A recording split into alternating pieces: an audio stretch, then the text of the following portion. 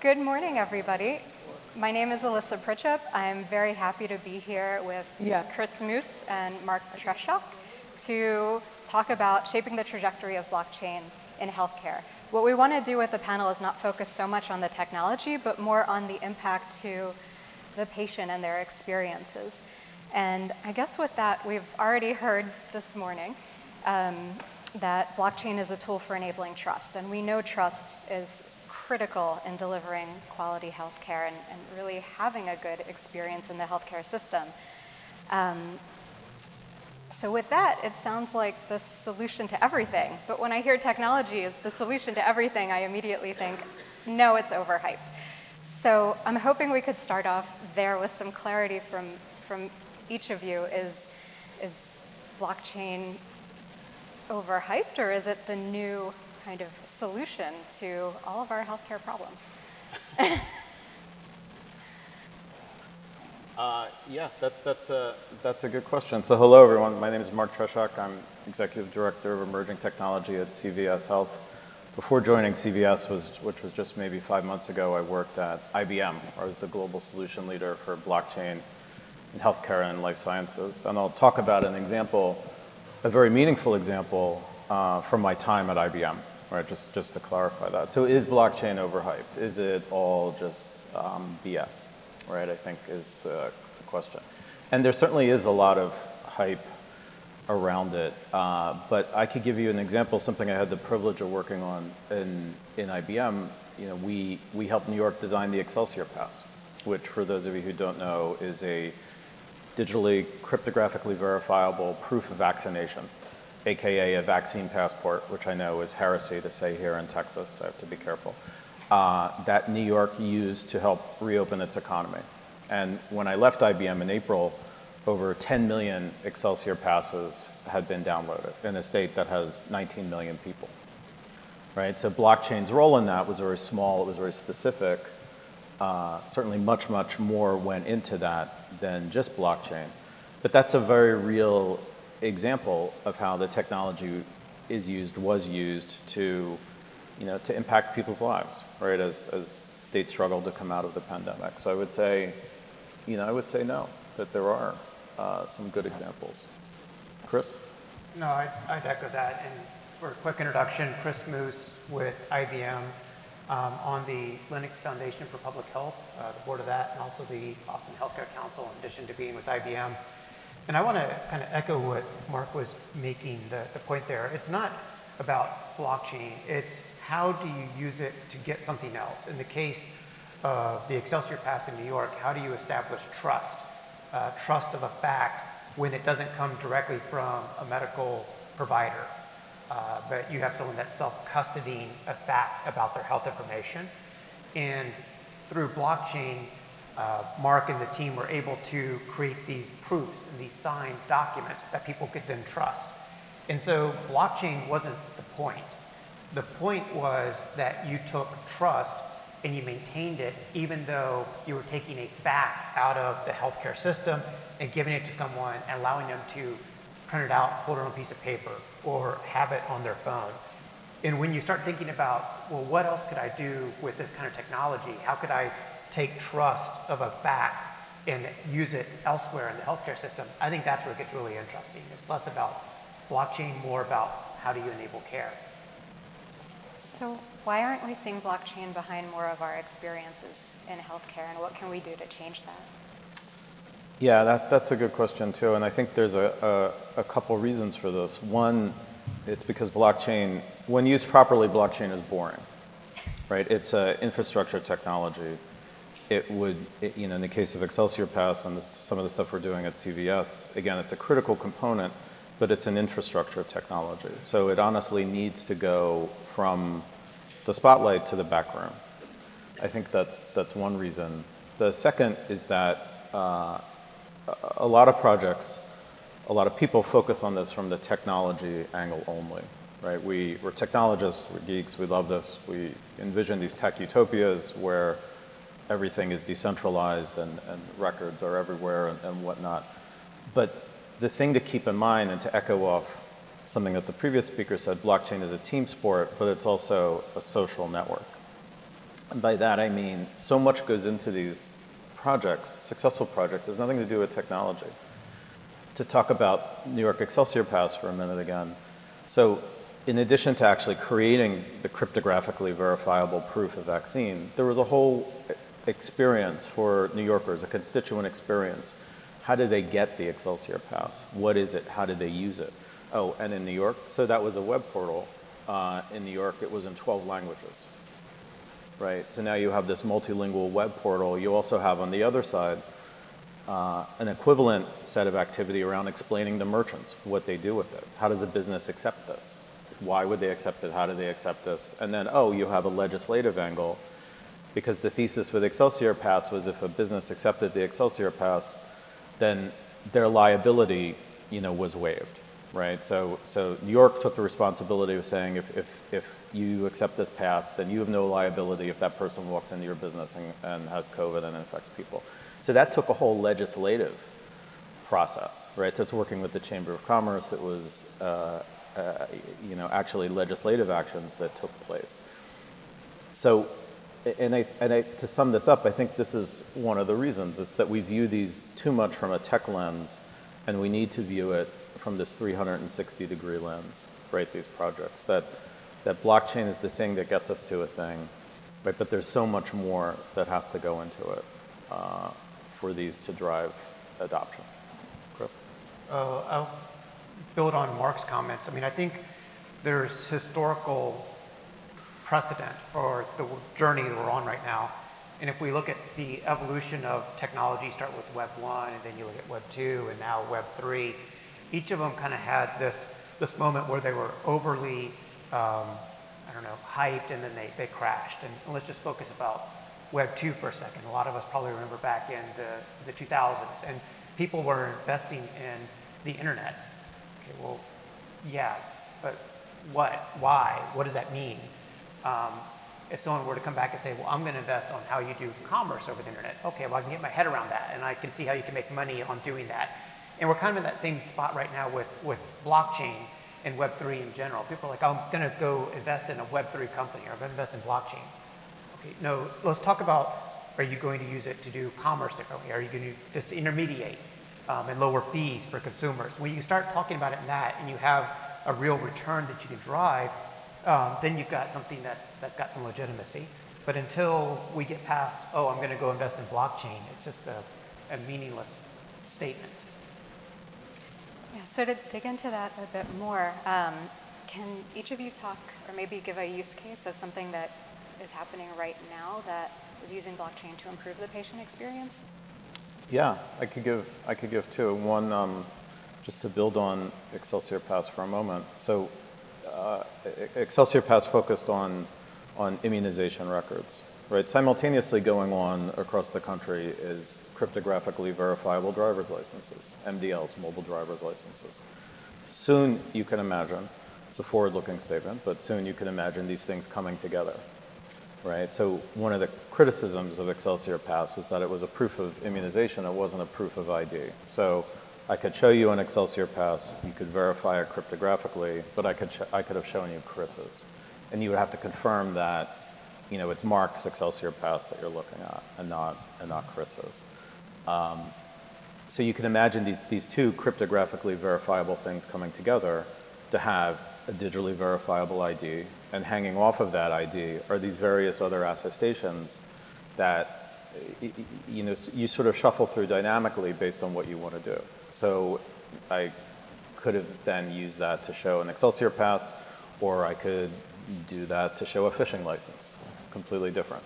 In both cases, right, the person who's doing the verifying can not only prove the attestation, but they could prove that I'm the one holding it, right? And I think that's an exciting convergence that's coming together in the next few years.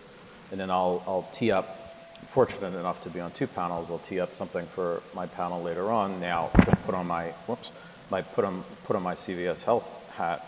We're working on an application that does real-time adjudication. So you go into a doctor's office, this is a very limited setting, go into a doctor's office, in our case a Minute Clinic, you check out. If you have Aetna insurance, again, part of the CVS company, we're able to tell you then and there how much you owe, right? Not an estimate of it, but how much you owe, right? Your final patient responsibility. And, you know, again, these small but significant infrastructure improvements that improve patient care, improve the patient experience, improve the operational metrics of the business. You're going to hear more about that later, but those are some of the things that you know are very real and very near widespread rollout. Chris?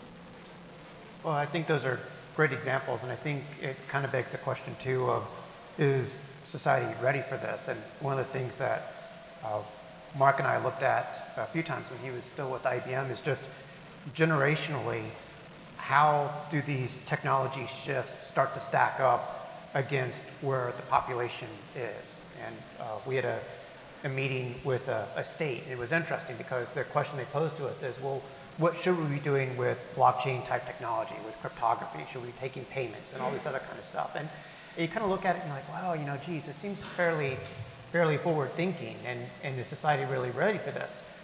But then I'm going to go back to Web 1, Web 2, Web 3. When you start to look at the experiences that people have grown up with and the younger shifts, there's people today that really only grew up in a Web 2 world with social media, where they were sharing information, where they were talking on patients like me about symptoms that they had.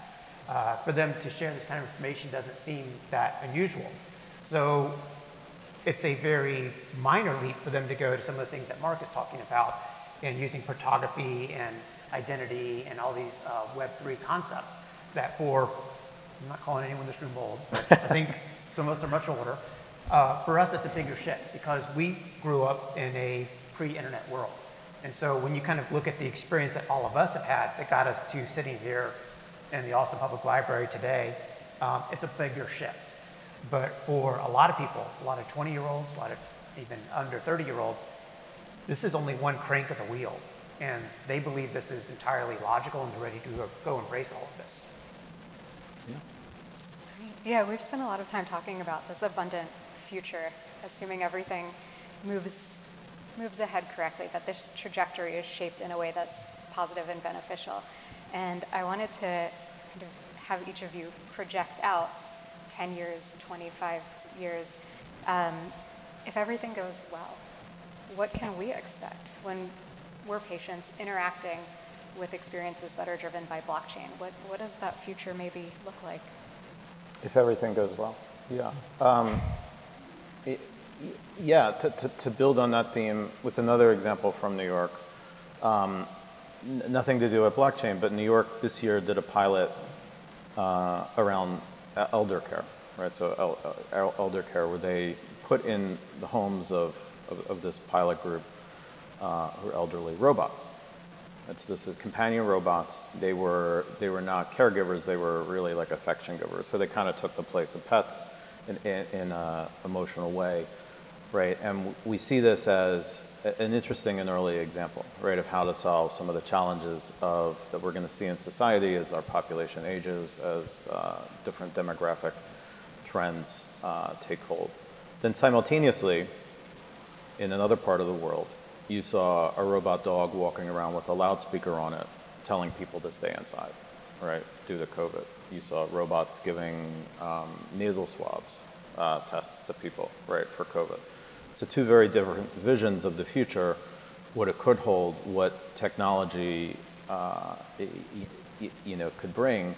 But I think it's important to focus, while I don't want to downplay, I certainly don't want to downplay the draconian implications of this. I think it's important to focus on the future of abundance, right? And really say to ourselves, what could this give us if we have the courage to let it, right? And it would be, a world where healthcare is more transparent, right? A world where you could leave a doctor's office or a hospital and know how much you owe, right? That's something that merchants could do for 2,000 years. You leave the shop, you know how much you owe them. Why can't we do it in healthcare, right? And blockchain, again, could play a very specific role in this, right? It's not the entire answer, it's a tiny part of the answer, but it's a critical part of the answer given what it can provide, right? Trust and transparency and immutability, all of the things that we know and we like to talk about. So that's where I think we're going. Well, I think if everything plays out well, I think we'll create a new fabric upon which we can do things. And so that's a very consultancy thing. What does that mean? Today, we do so much just specific use case, and I'll talk about perhaps second supply chain. So we're creating solutions to solve, to better manage the opioid crisis, and new clearinghouses are being created. And then you've got DSCSA and pharmaceutical supply chain traceability, which is living independent of opioid conversations. And then you've got all payer claims databases that states are standing up to understand what's going on. And you could just go down a list and rattle off a million different data initiatives that are basically the same thing in their own proprietary way of looking at them. And what I think could be really powerful is through blockchain, through the incentives that you can start to create at a micro level, can we start thinking about data differently?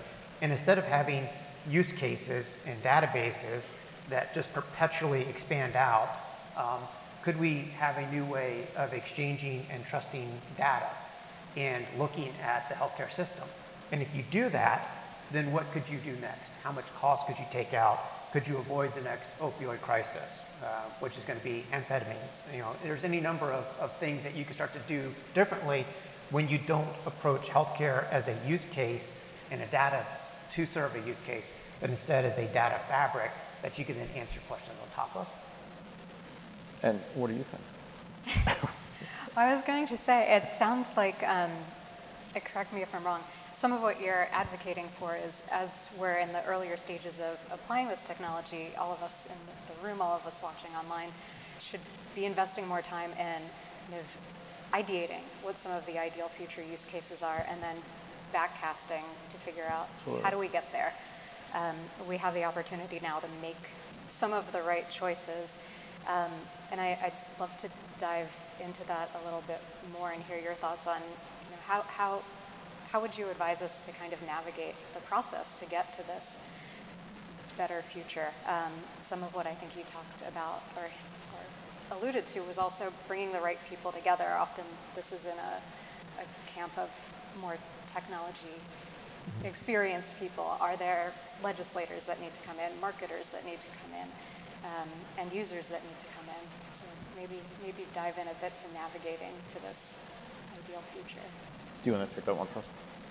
Yeah, so I'll maybe pick up on two things and then let you run with it. I mean, something that when I talk with blockchain and Web3 companies, one of the things I talk to them about is what are you doing on the legislative front? And if they kind of look at you and they don't have any point of view, then I don't take them very seriously.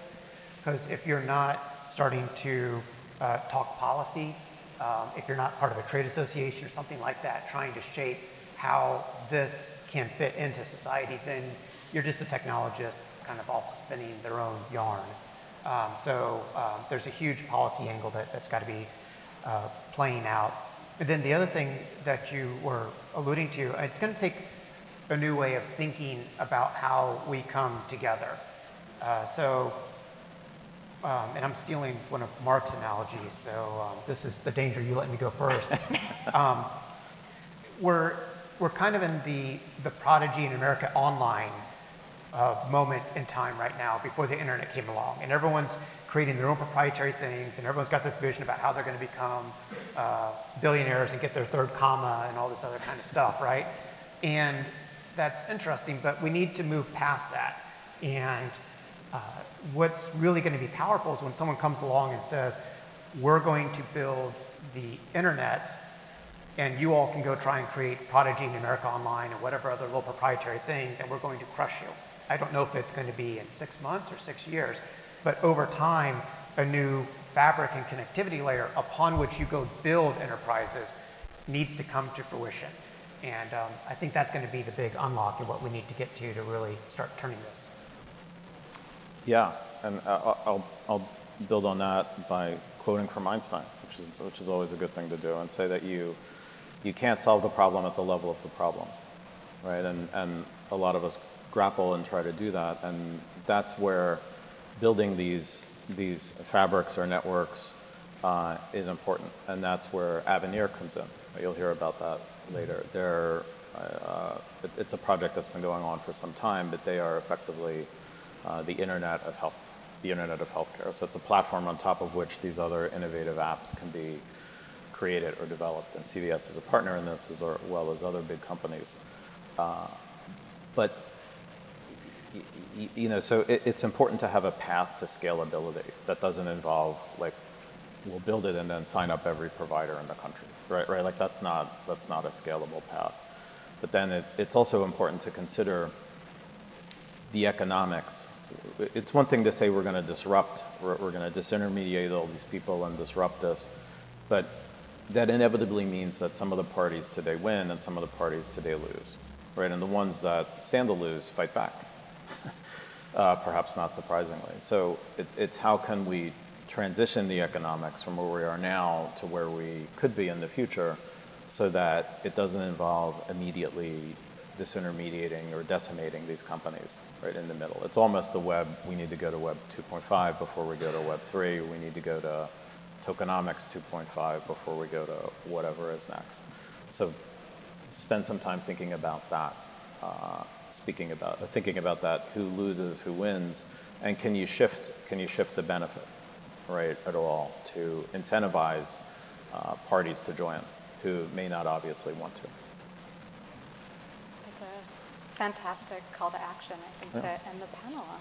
And thank you both. Excellent. Thank you. Yeah. Thank you.